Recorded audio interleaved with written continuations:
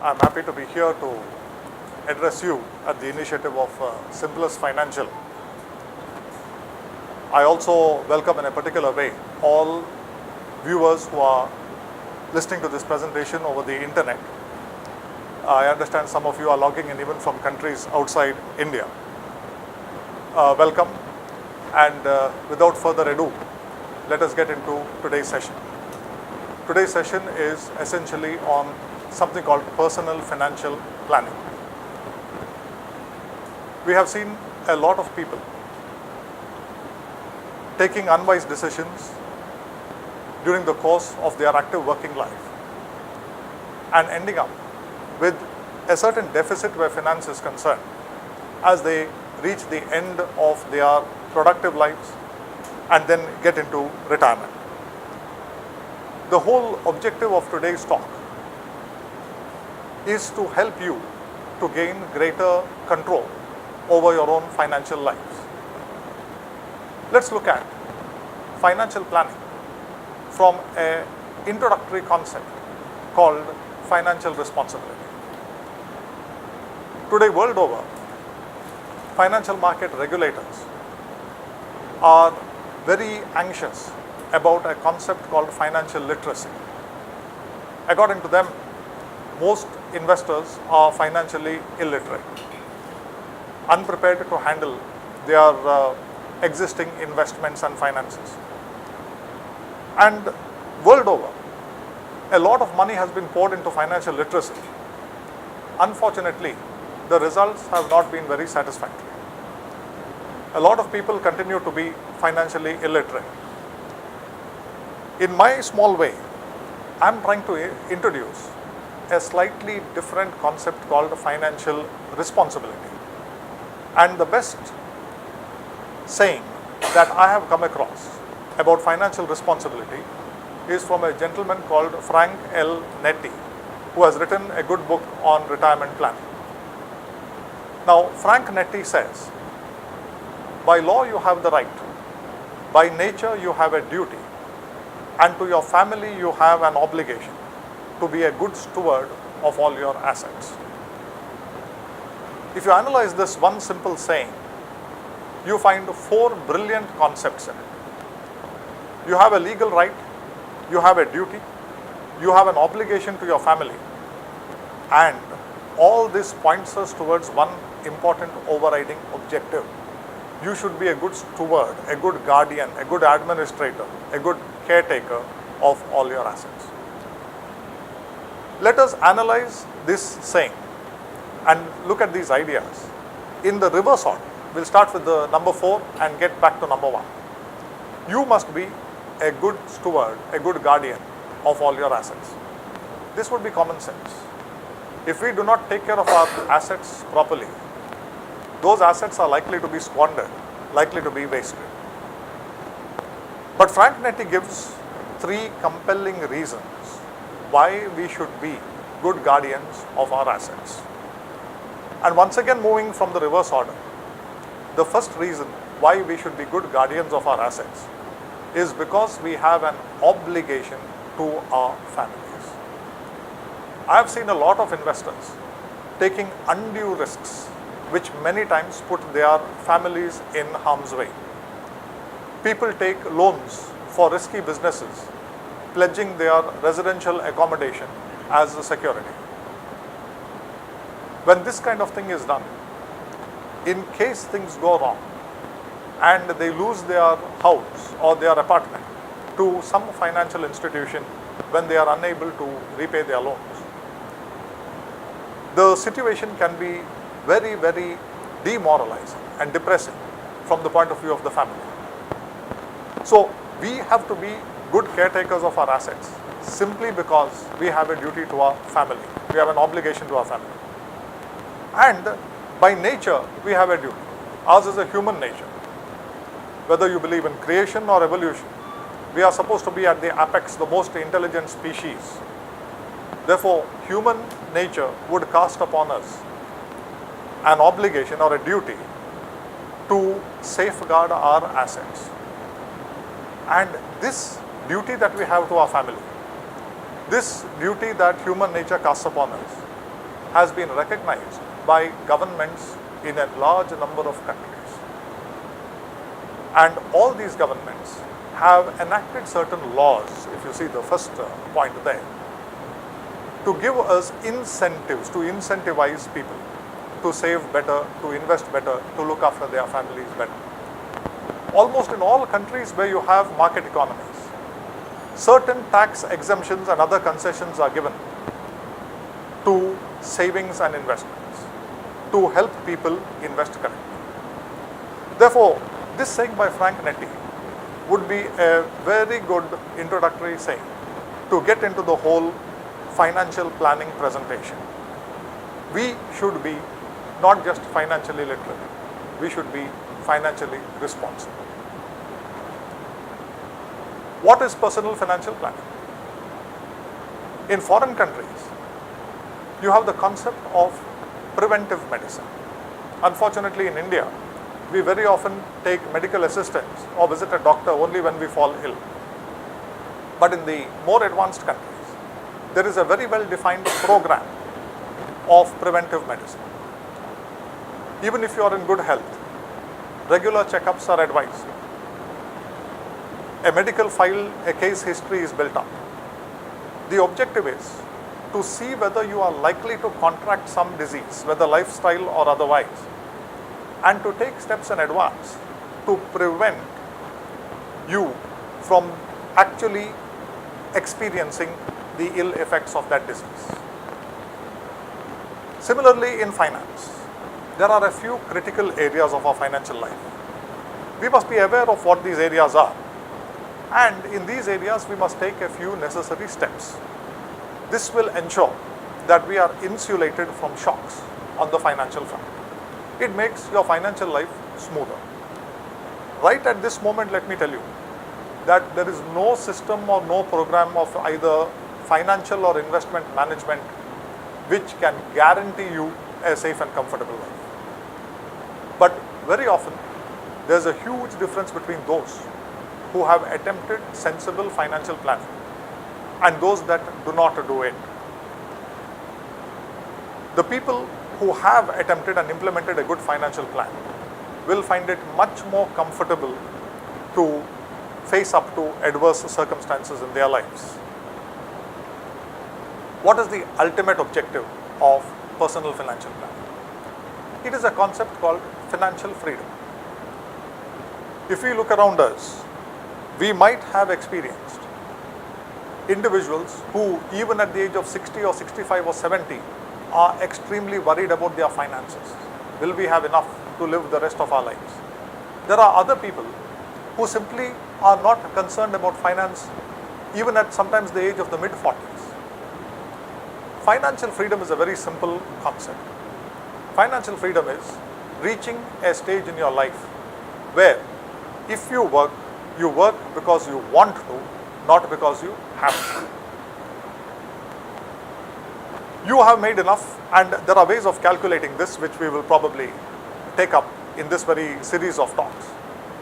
We can actually calculate to a pretty good extent whether we have achieved financial freedom or not. In short, financial freedom is I work because I want to, not because I have to. If I choose, I can retire today. When you have come to that stage, you have achieved financial freedom.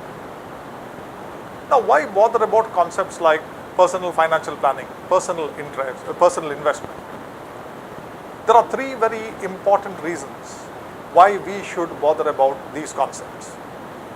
The first reason is because it is not hard to master the basics. A lot of people think that finance and investment are very, very complicated subjects requiring perhaps a doctoral level of knowledge in mathematics, statistics, and so on. The confusion occurs because finance and investment are very broad terms. They operate at two levels. The first level is when you are talking about the finances of, let us say, a very large company or a country or perhaps the World Bank or the International Monetary Fund. If you are, for example, drafting the annual budget of a nation or looking after the investment portfolio of Microsoft or Apple, then you need very specialized qualifications and a very deep knowledge of finance. But finance and investment also operate at another level. That is at the personal level, at the level of you and me. At this level, you do not need that kind of knowledge. What you need is a little self-discipline, a little common sense, and a very basic knowledge. And this knowledge can be acquired by anyone. That is why it is important to acquire. In life, it does not matter if we do not have knowledge in certain areas. For example, I may admire a rocket scientist. I may never be able to become a rocket scientist. And supposing I do not know rocket science, and throughout my life I take no steps to acquire knowledge about rocket science, it doesn't matter. I can live my life. But I want to ask you, can a rocket scientist take a similar stand where personal investment and finance are concerned? Can he say, I'm an expert in rocket science. I do not want to bother or get any knowledge about personal investment or personal finance. If this happens, he can have great discomfort and stress in his financial life. So there are some areas where we must have at least a handshake knowledge, and personal investment and finance are one of these. And the good news is that it is not hard to master the basics of personal investment and finance. Warren Buffett himself, the world's greatest investor, he says, investing is simple but not easy. What is simple is to get the basic knowledge. What is not easy is to implement a plan and keep implementing it throughout your life. Because investment at the personal level is not a one-time activity. It is an activity that continues throughout our lives, especially throughout our working lives, but even into retirement. The good news is that this activity does not require too much of time. It requires very little time. All it requires is proper knowledge, a proper strategy, a proper way of thinking about finance and investment. This is all that is required. The difficult part is to stick to a plan. Albert Einstein in a different context said, everything should be made as simple as possible, but no simpler. So at the level of personal investment and finance, things are very simple. And this is what we try to do without oversimplifying things. Burton Malkiel is a US professor of finance, professor of economics actually, at Princeton University, and is the author of an investment classic called A Random Walk Down Wall Street. What Burton Malkiel says is, the rules for achieving financial security through savings and investment are extraordinarily simple. A small degree of self-sacrifice may be required. Discipline and persistence are definitely required. But obtaining well above investment results is strikingly easy. He's using the same words that Warren Buffett uses, simple and easy. What he's telling you is that if you want to achieve financial security, another term for financial freedom, he does not say that they're just simple. He says it's extraordinarily simple to do it. What should you employ to reach there? A little bit of self-sacrifice, a little bit of discipline. But if you want to get well above average returns, once again he does not use the term easy, it is strikingly easy, is what he says. The third reason why we should bother about personal investment, because it is critically important. Burton Malkiel says, we must undertake investment strategies that maintain our real purchasing power. Otherwise, we are doomed to an ever-decreasing standard of living. When we invest, we should ensure that our assets, our wealth, at least keep in line with inflation. If they can beat inflation by a little bit, our wealth will grow. If we cannot beat inflation but we move in line with inflation, our wealth remains. If we do not move at a rate that equals inflation, then we actually decrease our standard of living over the long run. That is what Burton Malkiel is warning about. So quickly to summarize where we are, it is important to get some knowledge about personal investment and finance. One, because it is simple at the personal level, it's not hard to master the basics. Two, because it is critically important. And three, we must protect ourselves against so-called financial advisors as well as the financial media. Most of what appears in the financial media is not worth reading. In fact, the world's finest writers on personal investment ensure or keep repeating that the less you watch of financial TV and the less you read of financial journalism, the better it is. I don't think more than 10 really good books on investment have ever been written. These are the only books worth reading. If you want a list of our recommended reading, you can always get in touch with the organizers of today's talk, and they will of course email you what is really worth reading in investment. Where the financial intermediaries are concerned, the financial industry is concerned, the financial industry is concerned mainly, or I must almost say only, about its own profits. In the process, it will sell you a number of financial products that are bad for you and good for the financial intermediaries concerned. You must understand that for them to make a profit, they have to make a profit out of your money. So what they try to do is they try to sell you the costliest possible products from which the maximum can be skimmed off and paid back to them in the form of brokerage and commission. Very few advisors will take the trouble of advising a client in the interests of the client. Therefore, it is very, very important that we take some steps to protect ourselves from the financial services industry. One of the simple things is, if somebody is trying to pressurize you into buying a financial product, it is by definition a bad product. The higher the sales pressure, the greater should be your sales resistance. A lot of people do not realize this. They finally succumb to one of the old traps in investment. I put some money there just to get rid of this pest who is pestering me to buy a financial product. The first thing that an investor must realize is, never expect an investment advisor to take greater interest in your money than you yourself have a duty to do. The money is yours, the responsibility is yours. You must take steps to look after your own money, to safeguard your own money.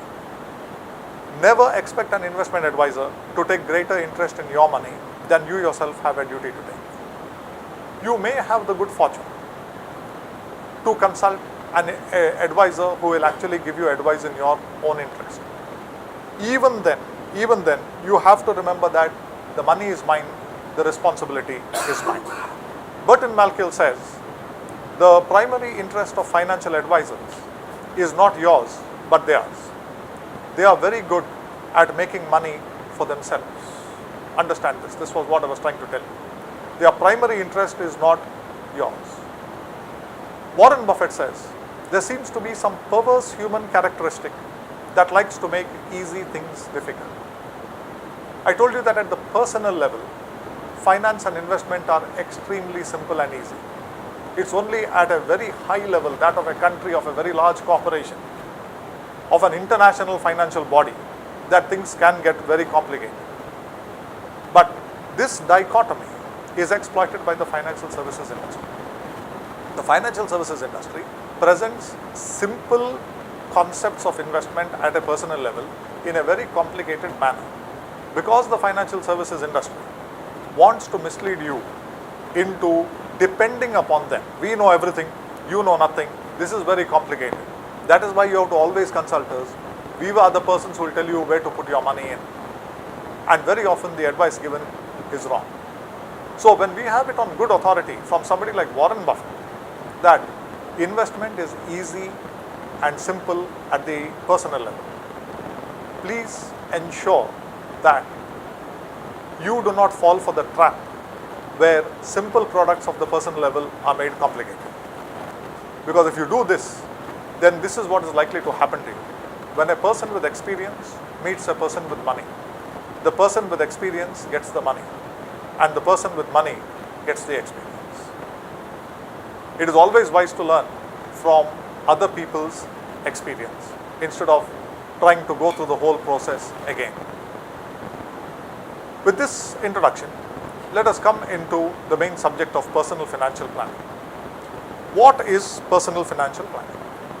Personal financial planning is the conceptualization and implementation of a comprehensive plan for the achievement of a person's total financial objectives. It's a very long definition with big words. We'll make it simple. It is the drawing up of a plan and the implementation of a plan. These two are like two sides of a coin.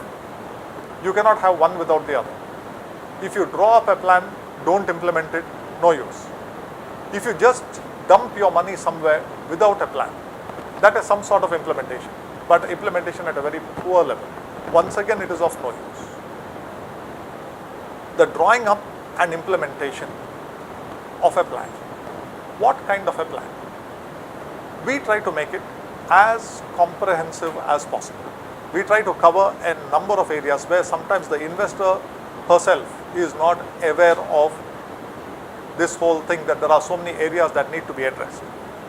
And the ultimate objective of this plan is to meet a person's total financial objectives. So you see the words there, comprehensive and total. Simply a broad-based plan. We look at certain areas that are important in a person's financial life. Very often, a normal individual himself or herself is unaware that these are important areas. I need to address this. We have very young people sometimes who have good jobs, earning pretty well. When you ask them what are your objectives, the first thing is, I want to take a foreign vacation at the earliest. We do not check, or they have not checked whether they have got simple things like health insurance, some money set aside to meet emergencies. All these basic building blocks are not there. They have straight jumped to an objective like a foreign vacation or to buy a car. This is where the duty of the advisor is to get people back to what is important and then move to other objectives. In fact, I always tell clients, I am not here to tell you what you want to hear. I am here to tell you what I believe is good for you based on my learning and my experience. Actually, if you get an advisor like this, you should consider yourself lucky, because it's not the duty of the advisor to pander to anybody's ego or to tell people something. The moment you say something and you see that an advisor is always agreeing with you, please understand that this person is probably not an advisor. This person is trying to sell something. So this is very, very important to understand. This is what personal financial planning is all about. You draw up a plan, you implement a plan. The plan is comprehensive. It tries to take care of all your financial objectives. Planning is important.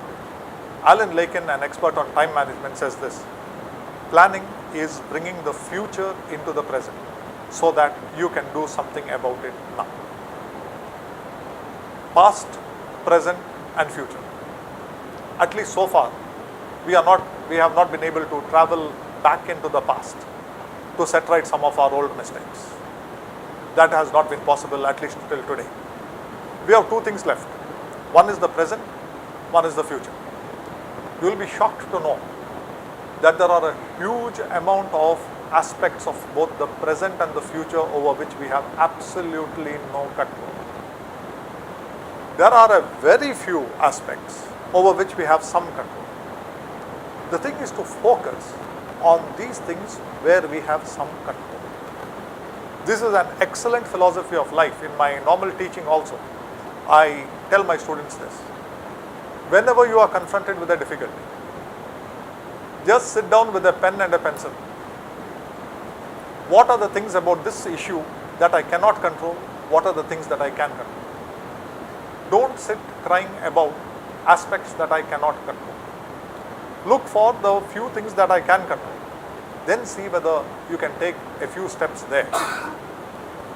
And when you take those few steps, you generally find that that is the most effective way of addressing a problem, by focusing on the things that can be controlled. Now, if we are able to do this, then something like this may happen to us. Planning is bringing the future into the present so that we can do something about it. We can't control the past. We may be able to influence the future by doing some good planning and good implementation in the present. This is also an old saying, but a very good saying. If you fail to plan, you plan to fail. Apart from the fact that it sounds good,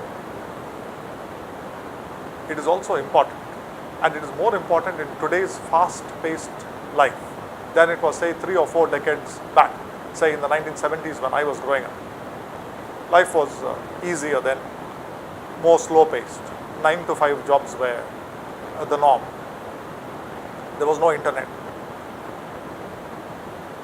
The concept of somebody working at night in things like call centers was just unknown. People would have laughed. Today, changes are very, very fast. Uncertainties are great. The moment you have faster changes, you have greater uncertainty. And it is even more important today to plan. When we look at personal financial planning, I mentioned that personal financial planning is looking at a few areas of our financial lives and taking some steps in these areas. Let's have a quick look at what these areas are. The first is an institutionalized protection which you purchase. It is called insurance. You purchase protection. The second is to have your own personal insurance policy, where you are yourself the insurance company. It's a small fund to meet emergencies. It is very important to plan for retirement during our working life. All of us must have a house at some point of time, especially those who are not lucky enough to inherit one. We have to take a very, very careful look at debt, taking loans. With our surpluses, we must invest. And there are a few other objectives, all of which are also important, which I will dwell with, if not in today's talk, at some future point of time. We will finish what we can today. Now, these are the general areas, the broad areas of a person's financial life over which we focus when we talk about personal financial planning. So what I intend to do for the rest of this talk or the series of talks is take each area one by one and dwell a little on it.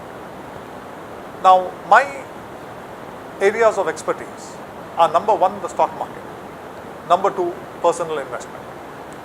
I must tell you, I am not an expert on insurance, but I have had the misfortune to keep seeing the bad effects of the insurance industry and insurance agents when people come to me with absolutely horrid policies which do not meet the objectives of either insurance or investment. And from my observations, I am giving you a little bit of my opinion about insurance: what is good, what is bad, what is ugly.